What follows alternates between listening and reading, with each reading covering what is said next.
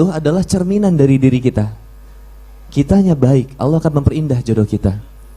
Bagaimana kemudian kita menginginkan seseorang yang terbaik? Allah akan memberikan yang terbaik ketika kita senantiasa membuat diri kita lebih baik di hadapan Allah Subhanahu wa taala. Ini Anda pernah ragu dulu, Bib. Ini kisah nyata. Sedikit lah. Jadi saya hopeless dulu. Hopeless dalam arti putus asa. Karena saya ngerasa hidup saya ini udah rusak, kacau. Gak layak buat ngedapetin wanita solehah yang orang-orang juga impikan. Orang-orang yang udah hijrah tuh impikan. Saya hopeless yang akhirnya ya gimana ya, saya ngelihat cewek hijab tuh udah jadi kayak udah nggak pantas lah saya dapetin yang begitu gitu. Yang cantik hijab, solehah kayaknya udah nggak banget gitu. Nggak bisa saya dapetin yang begitu. Karena ingat saya sadar diri saya orangnya buruk gitu. Tapi subhanallah, justru Allah pertemukan saya dengan seorang yang luar biasa. Teh Rini ini adalah teman SMP saya. Ketemu gede. Dan ketika ketemu gede, dia udah dihijab. Dan subhanallah, cantiknya memang luar biasa. Pada saat itu siapa mata laki-laki mana yang tidak tertarik dengan kecantikannya? Dan ketika saya berusaha mendekatinya, saya ngerasa ya Allah nggak pantas saya. Karena saya pernah begini, dia tuh kayaknya perfect banget di mata saya.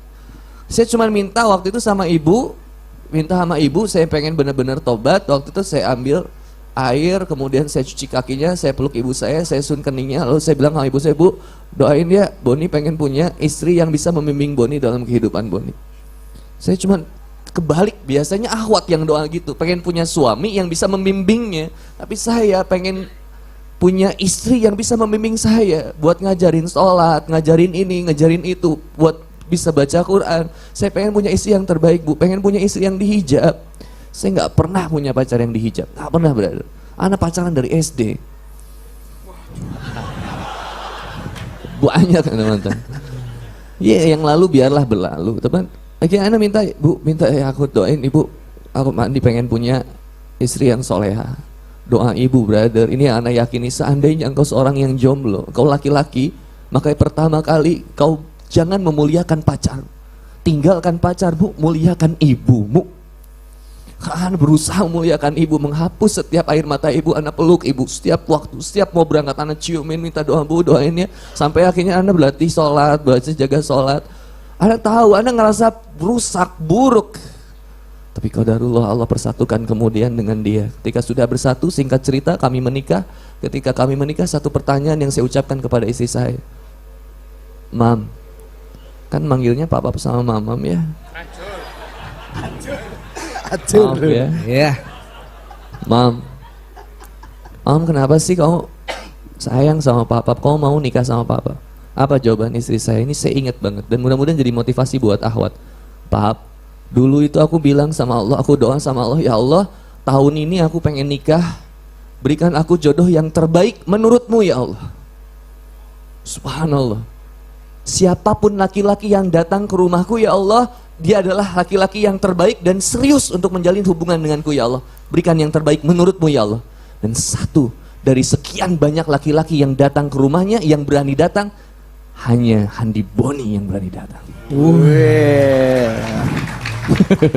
Gitu dari Jawa. Berikut anak begitu datang itu, kakeknya keluar terus bilang, Boni. Kata anak, kok udah kenal, nama anjingnya Boni. Wah, subhanallah. Nah singkat cerita begitu nikah, lalu akhirnya kita nikah. Papap duluan, aku duluan yang datang.